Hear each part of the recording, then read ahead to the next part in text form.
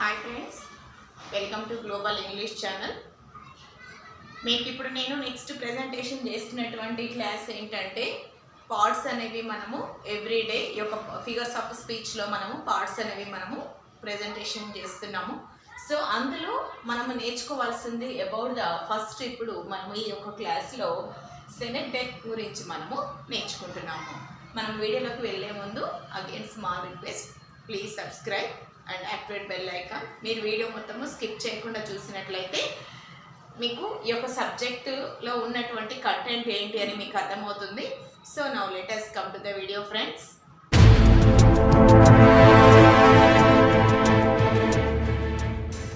సెనెక్డకీ, about the synecdoche means ఏంటి, దాని యొక్క డెఫినేషన్ ఏంటి, అంటే ఏంటి, దాని గురించి మనం ఈ యొక్క వీడియోలో నేర్చుకుందాము. సెనెక్డక్ is a figure of speech where a part is put for the whole or the whole for the part.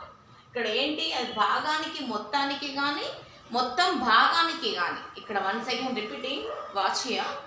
సెనెక్డెక్ is a figure of speech where a part is put for the whole, మొత్తం భాగానికి దాని సూచనకు గాను, లేదా the whole for the part, మొత్తం దాని ఏంటి భాగానికి మొత్తం సూచనకు గాను, భాగానికి మొత్తం సూచనగాను, లేదా సూచనకి మొత్తం భాగానికి గాను చెప్పేటువంటి దాన్నే మనము ఏమంటామంటే అబ్స్ట్రాక్ట్గా చెప్పేటువంటి దానినే ఇందులో సెనెక్డకీ అని అంటాము.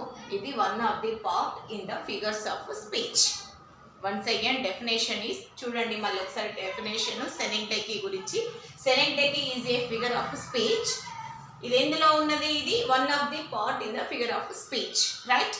So where a part is put for the whole, ఏదైనా సరే ఒక పార్ట్, ఒక భాగాన్ని పుట్ ఫర్ ద హోల్, మొత్తం భాగానికి కానీ మొత్తం భాగానికి సూచనకు కానీ, లేదా the whole for the part and the concrete is used for the abstract and abstract for the concrete. అది మొత్తం సూచనకి మొత్తం భాగానికి కానీ, ఆ భాగానికి మొత్తం సూచనకు కానీ, అంటే దీనికి సంబంధించిందని ఆ భాగాన్ని మొత్తం గురించి కూడా తెలియజేసేటువంటి దాన్ని మనము ఈ ఫిగర్స్ ఆఫ్ స్పీచ్లో సెనెక్డెక్ అని అంటాము, సెనెక్డకీ అంటాము.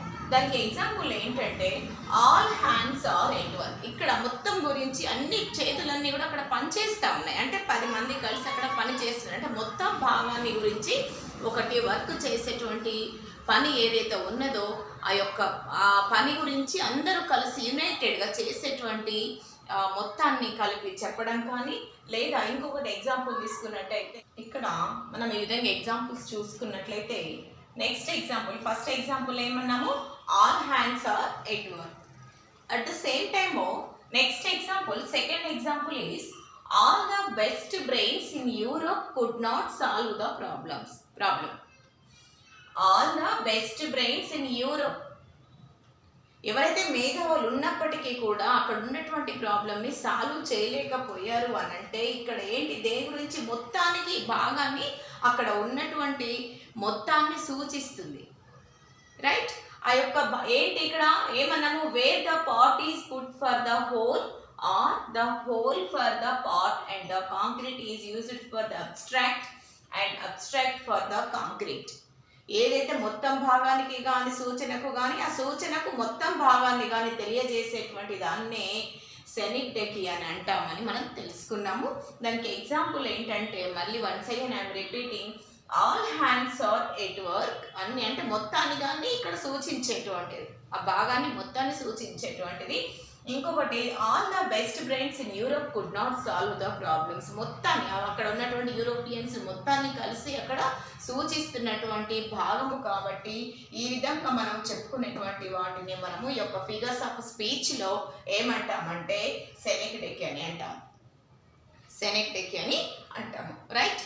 నెక్స్ట్ ఇందులో మనము సెనెక్డకీ తర్వాత నెక్స్ట్ మెటానమీ గురించి మనము నేర్చుకుంటున్నాము, ఓకే రైట్. మనం చూసినట్లయితే మెటానమీ, నెక్స్ట్ వన్ ఈస్ మెటానమీ.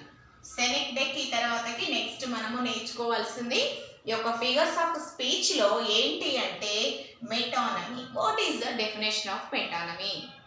మెటానమీ అని దేనిని అంటాము, అది దేనికి సూచనగా మనము దీన్ని ఫిగర్స్ ఆఫ్ స్పీచ్లో వాడతాము. అలా చూసినట్లయితే ఇక్కడ మనకి metonymy is a figure of speech. This is also figure of speech where an object is represented by the name of something which is closely connected with it. Once again I am repeating, metonymy is a figure of speech. Metonymy is a figure of speech. This is the one of the kind, means part in the figure of speech. So where an object is represented by the name of something which is closely connected with it. Right? ఇక్కడ దీని యొక్క definition ఏంటి అంటే in Telugu మెటానమీ means ఒక వస్తువుని, అంటే metonymy is a figure of speech where and object, అంటే ఒక వస్తువు యొక్క సూచన, అంటే is represented by the name of something, దాని యొక్క సూచనకు చిహ్నముగా ఉపయోగించేటువంటి భాషా అలంకారముని మెటానమీ అంటాము. రైట్? ఏంటంటే once again I'm repeating, metonymy is a figure of speech where and object is represented by the name of something which is closely connected with it.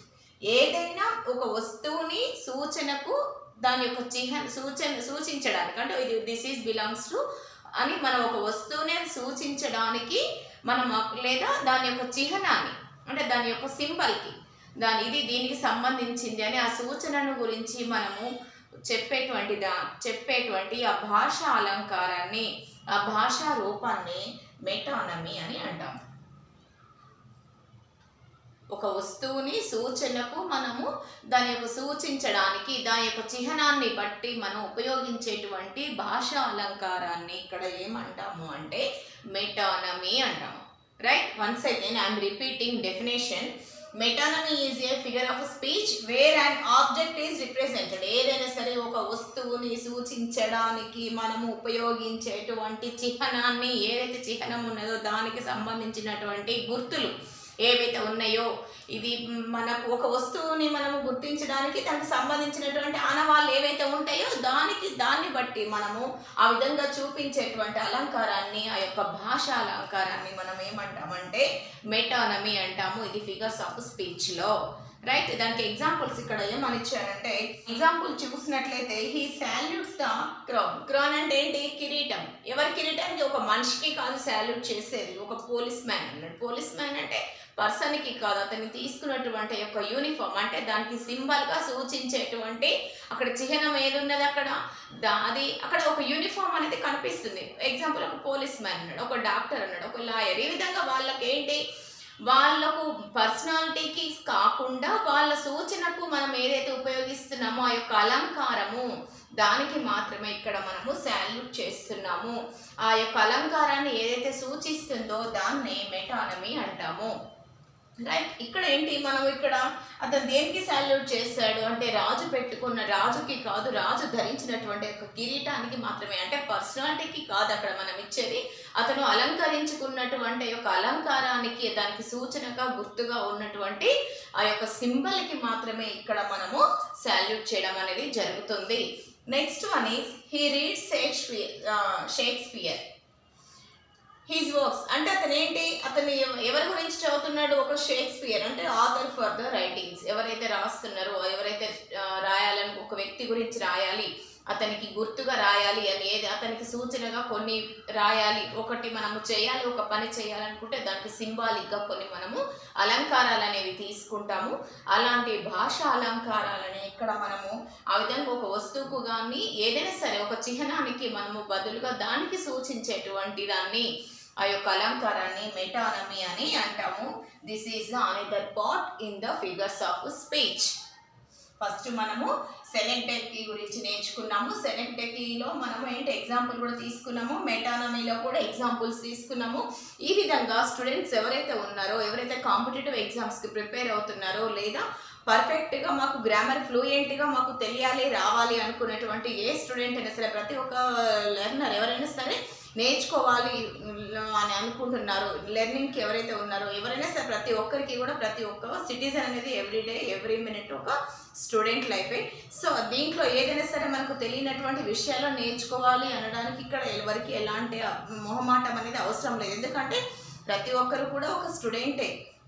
మనిషి అంటే మనము ప్రతి క్షణము ఒక స్టూడెంట్ లైఫే మనది. కాబట్టి మనకు తెలియనటువంటి ఏ విషయాన్నైనా తెలుసుకోవాలని అనుకోవడానికి అందులో పెద్ద తప్పు లేదు.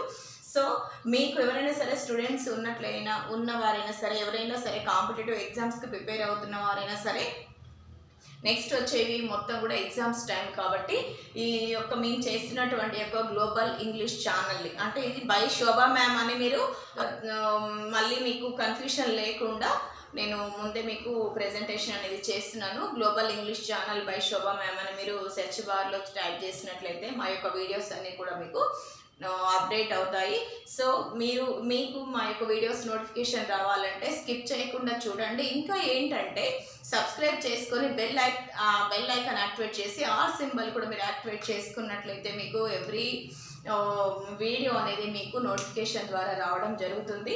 నేను మీకు కంపల్సరీ ఎగ్జామ్స్కి ఉపయోగపడేటువంటివి, నెక్స్ట్ ఎవరైతే ఎగ్జామ్స్కి ప్రిపేర్ అవుతున్నారో ప్రతి ఒక్కరికి కూడా ఉపయోగపడేటువంటి టాపిక్స్ని మాత్రమే నేను ఎంచుకొని మీకు పార్ట్ బిలో యూజ్ అయ్యేటువంటి టాపిక్ మాత్రమే నేను ఎంచుకొని మీకు ప్రెజెంటేషన్ అనేది ఇవ్వడం జరుగుతుంది. So thank you friends to watching my videos. Please దయచేసి ఎంకరేజ్ చేయండి, మా ఛానల్ సబ్స్క్రైబ్ చేసుకోండి. Thank you friends, thank you for all.